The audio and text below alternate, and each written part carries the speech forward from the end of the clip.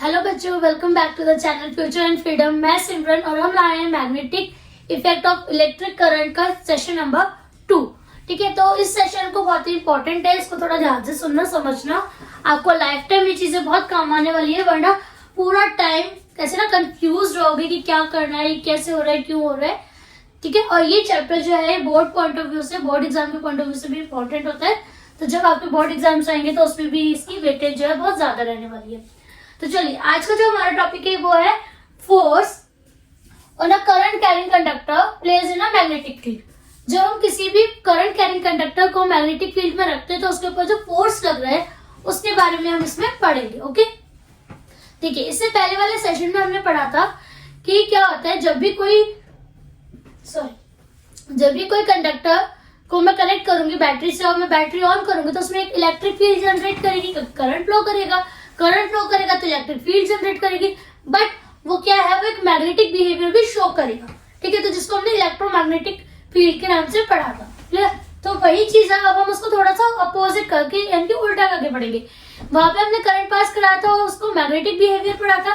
अब हम यहाँ पे देखेंगे कि करंट पास कराते हैं और हम उसको क्या कर रहे हैं, एक मैग्नेटिक फील्ड के बीच में रख रहे हैं, तो क्या इम्पैक्ट आएगा। तो चलिए स्टार्ट करते हैं। A magnet exerts a mechanical force on a current carrying wire, and if the wire is free to move, this force can produce motion in the wire. वो ये कह रहे हैं कि जो मैग्नेट है, ये मैग्नेट हमने रखा हुआ है यहाँ पे।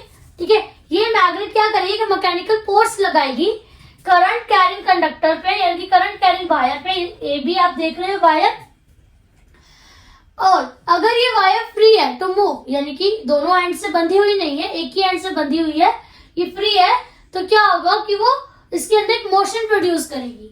ठीक है, अब इसको समझते हैं एक्सपेरिमेंटली। देखिए, यहाँ पे मैंने एक मैग्नेट ले लिया। ठीक है, एक स्ट्रॉन्ग मैग्नेट लिया, ये इसका नॉर्थ पोल, ये इसका साउथ पोल। इसके अलावा यहाँ से मैंने फिक्स कर दिया एक कॉपर वायर को, ये है मेरी कॉपर वायर। ठीक है, कॉपर वायर ले लिया मैंने AB, और ये मैंने कंटेनर ले लिया है जिसके अंदर मैंने मरकरी रखा हुआ है, जिसके हमने अंदर मरकरी ले लिया है, मरकरी का सॉल्यूशन ले लिया है। ठीक है, और ये मैंने यहाँ से कनेक्ट कर दिया बैटरी। अब जब मैं इसकी बैटरी को ऑन करूंगी, मैं इसका स्विच ऑन करूंगी तो क्या होगा, करंट फ्लो करेगा। करंट यहाँ से पूरा सर्कुलर लूप लेगा, पूरा लूप फ्लो करेगा। तो क्या होगा, अब देखो यहाँ पे क्या है, ये जो AB है ना, अब ये तो फ्री है, तो जैसे ही करंट फ्लो करेगा और ये मैग्नेट का बिहेवियर शो करेगा, इनकी मैग्नेट जो है ये भी एक फोर्स लगा रही है, करंट भी फ्लो कर रहा है, तो ये जो स्ट्रिंग है AB, ये मूव करके AB डैश, ये जो डॉटेड लाइन है आप देख पा रहे होंगे, यहाँ आ जाएगी। क्यों आई है यहाँ पर, क्योंकि जब करंट फ्लो करा और ये एक स्ट्रॉन्ग मैग्नेटिक फील्ड के अंडर थी, तो उस स्ट्रॉन्ग मैग्नेटिक फील्ड ने इस वायर के ऊपर एक मैकेनिकल फोर्स लगाया, और बिकॉज ये वायर फ्री थी, मूव कर सकती थी, तो ये मूव करके दूसरी पोजीशन पे आ गई, यानी कि मोशन इस बिहेवियर जो इसने शो करा। तो यही होता है कि जब भी आप किसी करंट कैरिंग कंडक्टर को एक मैग्नेटिक फील्ड में रखोगे तो वो उसके ऊपर एक मैकेनिकल फोर्स लगाएगी। एक और बार पढ़ लेते हैं। When a current carrying conductor is placed in a magnetic field, a mechanical force is exerted on the conductor which makes it move. ठीक है, तो इसी चीज के ऊपर, इसी प्रिंसिपल के ऊपर जो है हम लोग पढ़ेंगे कि कैसे मोटर वर्क करती है। तो आइए हम एक बार working and principle of motor को करने से पहले समझ लेते हैं फ्लेमिंग्स लेफ्ट हैंड रूल के बारे में। देखिए, जैसे हमने मैक्सवेल थंब रूल पढ़ा था, ठीक है, Maxwell right hand thumb rule, इसी तरह एक हमारे पास आया है फ्लेमिंग्स लेफ्ट हैंड रूल। ये इस रूल का जो मेन पर्पस है वो है for the direction of force. देखो, मैग्नेटिक फील्ड और करंट एक दूसरे के परपेंडिकुलर होता है, तो यहाँ पे फोर्स का डायरेक्शन कैसा होगा, जैसे कि आपने उसमें देखा था कि AB स्ट्रिंग हमारी क्या थी, इंक्लाइन थी मरकरी में 90 डिग्री पे। ठीक है, और फोर्स जब मैग्नेटिक फील्ड ने उस पर फोर्स लगाया तो वो क्या हो गई, उसकी फोर्स लगने की वजह से उसकी डायरेक्शन चेंज हुई। तो ये फोर्स का ही तो इम्पैक्ट था। तो जब मैग्नेटिक फील्ड और करंट की प्रेजेंस में जो फोर्स है वो किस डायरेक्शन में लगेगी, अगर हमें ये पता चल जाए तो हम क्या कर सकते हैं, जिस डायरेक्शन में फोर्स लगाना हम चाहते हैं उसी के अकॉर्डिंग करंट और मैग्नेटिक फील्ड को हम चेंज कर सकते हैं। तो इसे फ्लेमिंग्स लेफ्ट हैंड रूल से हम ये समझेंगे कि मैग्नेटिक फील्ड, करंट और फोर्स की डायरेक्शन कौन सी रहेगी। तो लेफ्ट हैंड रूल है, तो बहुत से लोग कंफ्यूजन हो जाते हैं और राइट हैंड यूज करते हैं, बट नहीं, इसको लेफ्ट हैंड से ही शो करेंगे. It will be like this. ठीक है. आपका थंब डाउनवर्ड डायरेक्शन में. ठीक है. ये आपकी जो है फर्स्ट फिंगर जो होती है वो मैग्नेटिक फील्ड शो करेगी, और फोर फिंगर, ये जो मिडिल फिंगर है हमारी, ये शो करेगी आपका फोर्स. ठीक है. तो हमेशा यही याद रखना कि अगर वर्टिकली डाउनवर्ड है हमारा करंट, तो फोर्स मेरा आउटसाइड लगेगा. मैग्नेटिक फील्ड हमारी क्या होती है करंट के कंपेरिजन में 90 डिग्री के एंगल में होती है, परपेंडिकुलर होती है. तो ये जब भी हम करेंगे ना, तो हमें दो चीजों का बहुत ध्यान रखना है. पहला कि अगर मेरे पॉजिटिव चार्ज फ्लो कर रहे हैं, अगर फ्लो ऑफ पॉजिटिव चार्ज है, तो जो करंट की डायरेक्शन है वो क्या होगी? Direction of current will be the same.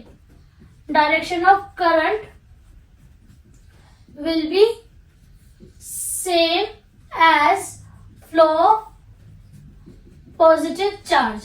और पॉजिटिव चार्ज में हमारे अल्फा हो सकते हैं, प्रोटॉन हो सकते हैं. ठीक है. सेकंड, अगर वो कहते हैं कि फ्लो ऑफ इलेक्ट्रॉन है, यानी कि नेगेटिव भी चार्ज है, तो हमने पढ़ा हुआ है पहले भी कि जिस डायरेक्शन में इलेक्ट्रॉन फ्लो कर रहे हैं, करंट हमेशा क्या होता है उसकी उल्टी डायरेक्शन में फ्लो करता है. तो अगर फ्लो ऑफ इलेक्ट्रॉन इधर है, तो करंट हमारा किधर होगा? अपोजिट डायरेक्शन में. तो direction of current will be opposite. Direction of current will B opposite to the flow of electron.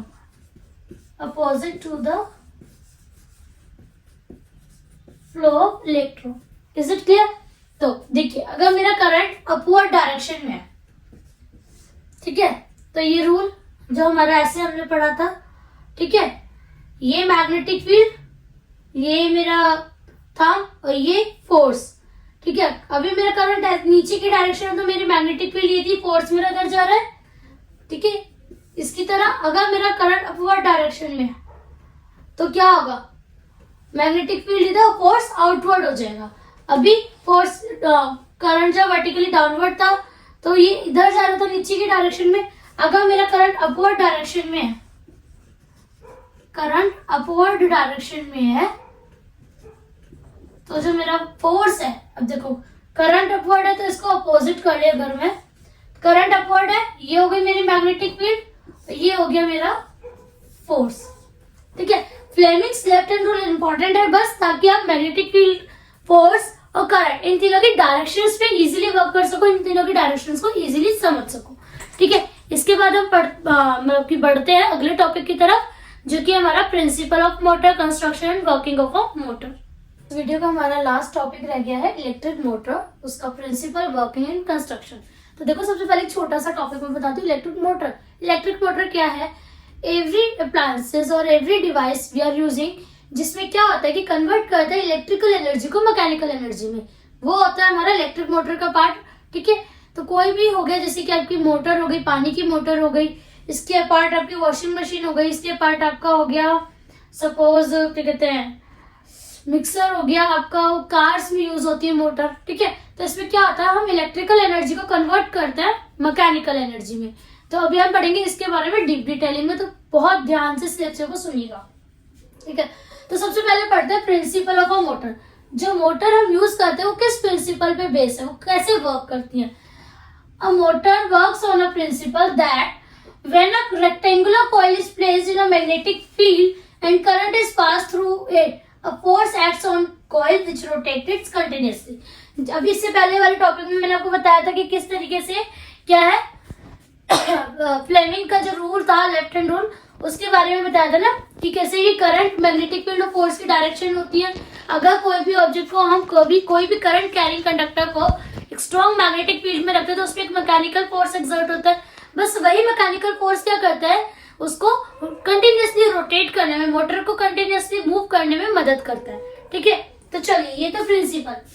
अब आता है इसकी कंस्ट्रक्शन पे. सबसे पहले ये है मेरा नॉर्थ और साउथ पोल, यानी कि परमानेंट मैग्नेट यहाँ पर ली हुई है. एक नॉर्थ पोल हो गया, एक साउथ पोल हो गया, और ये हो गई क्या कहते हैं हमारी ABCD रेक्टेंगुलर कॉइल. ठीक है. ये हो गई मेरी रेक्टेंगुलर कॉइल. यहाँ पर इसको बोलेंगे स्प्लिट रिंग्स, इसको मैं नाम दे देती हूँ X, Y, और ये हो गए मेरे ब्रशेस P Q। ब्रशेस जो होते हैं कार्बन के बने हुए होते हैं, इसलिए हम कार्बन ब्रश बोलते हैं, बिल्कुल जैसे हम लोग घर में ब्रश यूज करते हैं ना, उसी तरह के होते हैं। और ये जो रिंग है, स्प्लिट रिंग XY, ये जो रिंग है ये बनती है ग्रेफाइट से, because graphite is a good conductor of electricity. अब इस ब्रश के थ्रू हमने क्या करा है, एक बैटरी ऐड कर दी है, ठीक है, और हमने यहाँ पे स्विच लगा दिया। अब ये जो P और Q है ये फिक्स्ड है, ये मूव नहीं कर सकते, बट X और Y जो रिंग है ये मूवेबल है, ठीक है। तो चलो मैं इसको थोड़ा सा और से समझाती हूँ। ये क्या है, एक पूरी रिंग है इस तरीके से, ठीक है, ये एक रिंग है, और जब मैं इसको अलग कर दूंगी तो ये क्या होगा, दो पार्ट में डिवाइड होगी, एक ये वाला कर्व और एक ये वाला कर्व, तो ये हो गया स्प्लिट रिंग्स, ठीक है। और स्प्लिट रिंग में इस वाली रिंग का नाम हो गया X, इस वाले रिंग का नाम हो गया हमारा Y, ठीक है। ये स्प्लिट रिंग्स है, ये X हो गया, ये Y हो गया। ये जो स्प्लिट रिंग्स है आप देख पाओगे कि ये क्या है, आगे जाके A B C D इनसे कनेक्टेड है, तो ये यहाँ पे वेल्डिंग के थ्रू कनेक्ट कर दी जाती है, इनको ज्वाइंट कर दिया जाता है। अब P Q क्या है, ब्रशेज है, ये P ये Q, ठीक है। P और Q क्या है, हमारे ब्रशेज है, इन ब्रशेज के बीच में क्या होती है, रिंग लगी होती है, हमारी स्प्लिट रिंग लगी हुई है, ठीक है। अब P Q क्या है, हमारे फिक्स्ड है, ये मूव नहीं कर सकते, अपनी पोजीशन से हटेंगे नहीं, अपनी पोजीशन चेंज नहीं करेंगे। बट जो रिंग्स है ये क्या है, ये मूव कर सकती है, तो ये रोटेट कर सकती है। तो जैसे जैसे कॉइल रोटेट होगी ये रिंग्स भी क्या होंगी, जो हमारी स्प्लिट रिंग्स है ये भी क्या होंगी, रोटेट होंगी, ठीक है। ये कंस्ट्रक्शन आपको होपफुली समझ आ गई होगी। अब इस कंस्ट्रक्शन में जो छोटी सी चीजें वो बता दूं कि हमारे मैग्नेटिक फील्ड क्या है, हॉरिजॉन्टल है, इंक्लाइंड है। जैसे ही मैं स्विच ऑन करूंगी मेरा करंट क्या करेगा, फ्लो करना स्टार्ट करेगा। मैंने स्विच ऑन किया, मेरा जो है P ब्रश के पास इनके रिंग X से करंट फ्लो करा, A B C D के थ्रू वापस से रिंग Y में आ गया। अब हमने क्या पढ़ा हुआ है फ्लेमिंग लेफ्ट हैंड रूल में, करंट मेरा क्या अपवर्ड डायरेक्शन में, तो फोर्स मेरा कहाँ जाएगा, डाउनवर्ड डायरेक्शन में। यहाँ पे करंट क्या है, डाउनवर्ड डायरेक्शन, तो फोर्स कैसा होगा, थोड़ा सा अपवर्ड डायरेक्शन में, ठीक है। तो ये क्या करेगा, जब ये डाउनवर्ड डायरेक्शन में होगा या अपर डायरेक्शन, तो ये क्या करेगा, इसको फ्लैप यानी कि मूव कराएगा। फोर्स का काम क्या होता है, पुश करता है, फोर्स उसकी पोजीशन को चेंज करता है, ठीक है। तो देखो जैसे ये रिंग है, ठीक है, ये रिंग है, करंट ऊपर जा रहा है, तो ये कैसे मूव करेगी, ऐसे, उसके बाद ऐसे करते करते करते करते करते ये ऐसे हो जाएगी, ठीक। अब इसमें क्या होगा, जो पार्ट मेरा यहाँ पे था, यहाँ पे मेरा कौन सा पार्ट है, X पार्ट, ये X पार्ट जो कि किससे अटैच था, P पे अटैच था, यानी कि P ब्रश पे हमारा X पार्ट था और Q ब्रश पे मेरा Y पार्ट था, ठीक है। X पार्ट और Y पार्ट P और Q ब्रश पे था। तो जब ये रोटेट करेगा, रोटेट करने के बाद ये कुछ इस तरीके से हो जाएगा, दिमाग टर्न हो गई हूँ, बट कॉइल जो इस तरीके से टर्न नहीं होगा, ठीक है।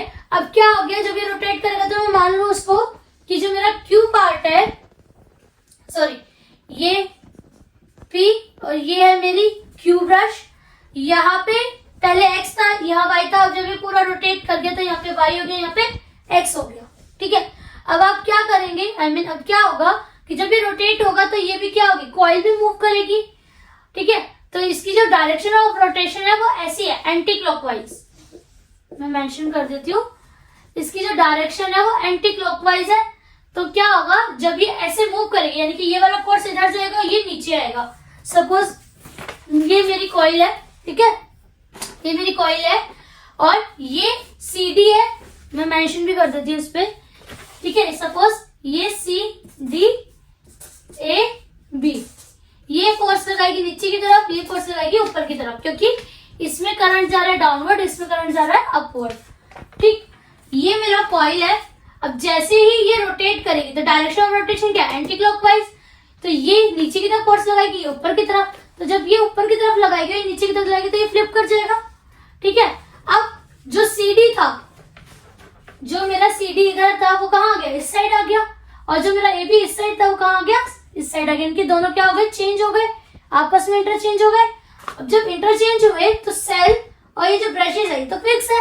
अब करंट की डायरेक्शन क्या है, जो AB में करंट था अपवर्ड, अब वो CD में अपवर्ड होगा, और जो करंट CD में डाउनवर्ड था अब वो AB में डाउनवर्ड होगा।